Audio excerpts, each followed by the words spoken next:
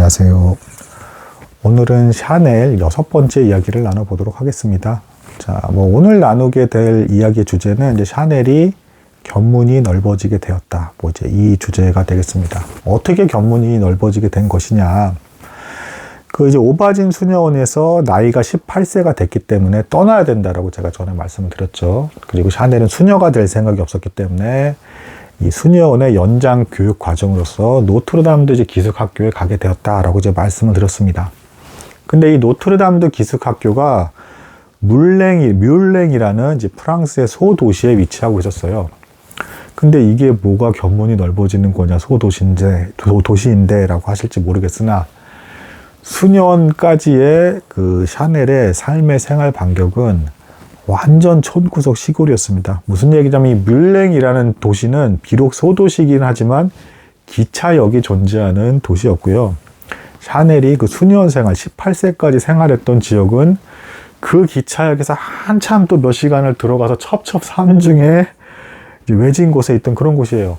그 안에서 샤넬은 수녀원에서 몰래 읽으면 안 되는 어떤 이제 수녀들의 입장에서는 세상 욕심을 자극하는 이제 출세의 욕심이 어떤 책들을 몰래 보면서 나는 천국하고 출세할 거야 이렇게 혼자 상상 속으로 책만 보면서 그러고 있었던 거죠. 근데 드디어 이제 18세가 되고 나서 노트르담드 기숙학교에 오고 나서야 드디어 도시다운 도시를 처음으로 샤넬이 보게 되었다.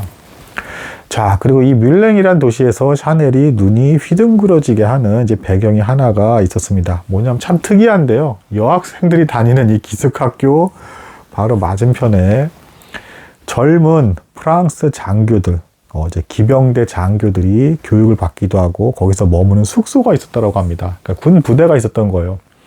젊은 장교 군 부대들이 또 이제 이때 당시도 유럽에 또 그 군복은 또 멋졌잖아요. 이렇게 막 금 달린 금 단추도 있고 하면서 늘씬한 그런 멋진 군복을 입고 왔다 갔다 했으니 이제 10대 소녀들, 아직 아무것도 잘 모르는 10대 소녀들 입장에서는 정말 멋져 보였겠죠.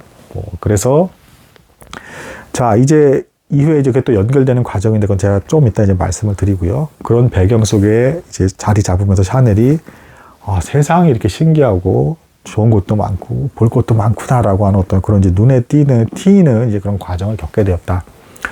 하지만 이 뮬랭이라는 도시에서 샤넬은 또다시 상처를 받습니다. 참, 어린 시절 계속 상처의 연속이죠. 무슨 상처를 받았느냐. 지난번에 영상에서는 제가 샤넬이 고모들, 그러니까 이제 아버지의 이제 여동생들이죠. 여동생들이 노처녀가 됐는데 심지어는 10대 소녀 샤넬에게 너 같은 불우한 애는 가난한 농부한테라도 시집을 가면 다행일 거야 라고 하면서 구박하는 그런 말을 했다라고 그랬죠. 가끔 나타나서. 아버지는 아예 나타나지 않았고요. 근데 이 뮬랭이라는 도시에는 이제 그 샤넬 입장에서 외가, 그러니까 어머니 쪽에 친척도 있었습니다. 근데 이게 굉장히 상처를 줬어요. 왜 그러냐면 이제 샤넬이 처음으로 외가 쪽 친척들을 뮬랭에서 접하게 됐는데 생각보다 이 외가 쪽 친척들이 잘 살았다는 겁니다. 엄청난 부자는 아닌데 이 도시에서 나름 중산층으로서 부족함 없이 철도청 무슨 국장이라든가 이런 식으로 적절한 공무원 신분의 남편들을 만나고 사는 친척들의 모습들을 보면서 샤넬이 배신감을 느끼게 됩니다. 왜 그랬겠습니까? 샤넬의 어머니가 어떻게 돌아가셨죠? 찢어지게 가난한 중에 그냥 순박하고 순진한 마음으로 바람둥이 남편 알베르 샤넬을 죽어라 따라다니면서 애만 잔뜩 낳고 5명, 6명, 사실 6명까지 낳았는데 6째는 심지어 태어난 지 6개월 만에 굶어서 죽었죠. 이렇게 찢어지게 가난한 중에 고생만 하다가 무리하고 남편을 따라다니다가 33살의 꽃다운 나이에 죽었죠. 어머니가 이렇게 비참하게 죽는 동안 여기서 이렇게 뮬랭에서 그럭저럭 제법 넉넉하게 잘 사는 이 친척들은 뭐 했나 라는 것을 샤넬이 두 눈으로 확인을 하면서 당신들은 이 정도까지 살면서 내 어머니를 그렇게 조금도 안 돕고 금방 죽게 내버렸단 말이냐라는 생각이 들면서 겉으로 표출하지는 않았지만 마음속에 이제 분노가 자리 잡게 되었다. 그래서 실제로 샤넬이 나중에 세계적으로 패션업을 이제 주름잡고 엄청난 거부가 되었을 때도 다시는 이 뮬랭 친척들, 특히 이제 외가 쪽 이 친척들에 대해서는 아예 상종도 하지 않았다. 그 배신감 때문에 내 어머니를 그렇게 죽게 내버려뒀단 말이야. 방치했단 말이야. 당신들이 그러고도 가족이야 라는 그 분노감 때문에 나중에 상대도 하지 않았다라는 이제 그런 이야기가 있습니다. 그러면서도 역시 뭐 수녀원에 있었을 때처럼 뭐 도움을 주신 분도 있어요. 뭐냐면 이제 뭐 금전적인 도움을 줬다는 게 아니라 샤넬에게 고모 중에 이제 루이즈 고모라는 분이 계셨는데, 이분이 프로는 아닌데 신기하게 아마추어 치고는 굉장히 이제 패션 감각, 예술 감각, 센스가 되게 좋았다라고 합니다.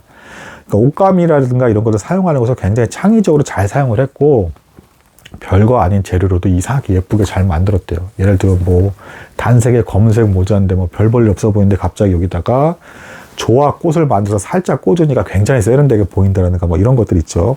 이런 것들을 이제 그 루이즈 고모와 함께 있으면서 그 루이즈 고모의 일을 돕게 되면서, 샤넬이 그 수녀원에서 재봉사 기술을 배웠죠.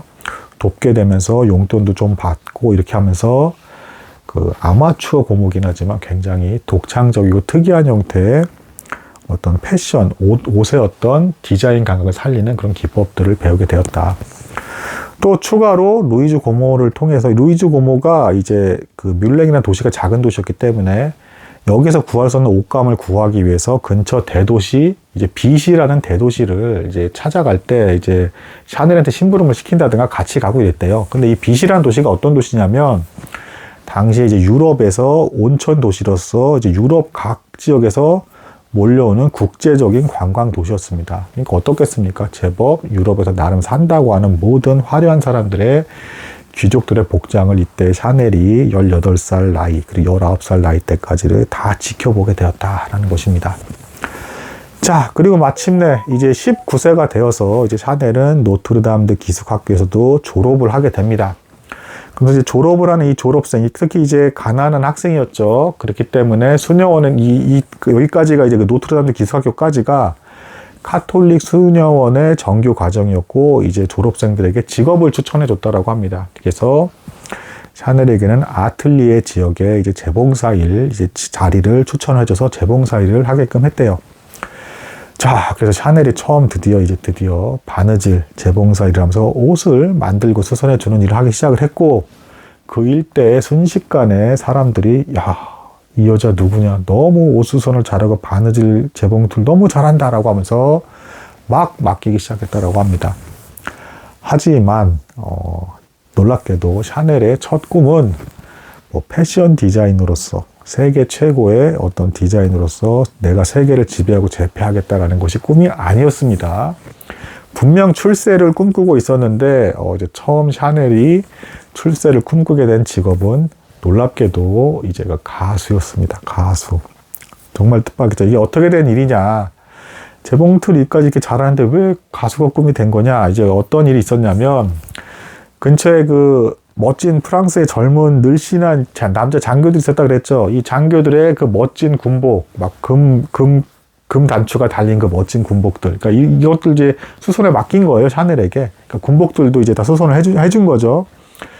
근데 아니나 다를까 이 장교들 중에 몇 명이 이제 샤넬에게 다가와서 데이트 좀 합시다 라고 하면서 이제 우리 사귀자, 만나자, 뭐 이게 된 거죠. 자, 19세의 샤넬은 어쨌든 이제 정규 그 이제 카톨릭 교육 과정을 다 마쳤기 때문에 이제 수녀들의 통제를 받는 상태가 아니었습니다. 당연히 기쁘게 젊은 청춘 남녀이기 때문에 데이트를 받아들였고요. 뭐 이때 당시에 데이트를 이렇게 했다라고 합니다. 뭐 이제 그 프랑스 그 젊은 장교와 이제 샤넬 같은 뭐 10대 후반, 20대 초반의 여성이 만나면 이제 대낮에 일단 우선 경마장에서 만나서 거기서 소풍을 즐겼대요. 소풍을 즐기다가 이제 뭐 오후쯤 돼가지고 오후 무렵 이제 저녁쯤 됐을 때 장교들이 주로 가는 이제 작은 캬바레가 있었다라고 합니다. 그 캬바레에 가서 이제 가벼운 맥주나 술을 마시면서 서로 이제 담소와 농담을 막 즐기고 나눈 이제 그런 식의 데이트를 했대요. 근데 이때 샤넬이 그 캬바레라는 곳을 갔을 때 캬바레 무대가 있고 거기서 여성이 노래를 부르자, 뭐 알죠? 군인들 앞에서 군인들이 많이 오는 그 캬바레에서 여자가 노래를 부르면 어떻게 됩니까? 뭐 이거죠, 이거. 군대 박수. 난리가 나는 겁니다. 이걸 보면서 샤넬이 나도 저 무대에 서서 인기를 독차지하면서 이제 프랑스의 스타로 거듭나야겠다. 이걸로 성공해야겠구나라는 생각을 하게 됩니다. 아직까지는 샤넬이 물론 아직 뭐 좀 바느질이라든가 재봉사 그리고 패션 디자이너로서의 감각이 있다는 걸 스스로 알았을지는 모르겠으나 그걸로 성공한다는 건 상상도 하지 못했고, 그거는 뭐 평생 그냥 재봉사 일만 하다가 그냥 힘들게 살다가 죽을 것이다 생각을 했던 것 같고요. 진짜 떼부자, 큰 부자가 돼서 신분 상승을 하려면 연예계 스타가 돼야지 이 생각을 한 겁니다. 그래서 우선 이 군인들이 있는 이 캬바레의 가수로서 이제 데뷔를 해서 한번 스타가 돼보자 이 꿈을 펼치게 됩니다. 실제로 샤넬이 무대에 서려고 하자 그 무대 길이 열렸고 데뷔 무대를 갖게 됩니다. 자, 이후에 어떻게 되는지에 대해서는 제가 또 다음에 이야기를 나눠드리도록 하겠습니다.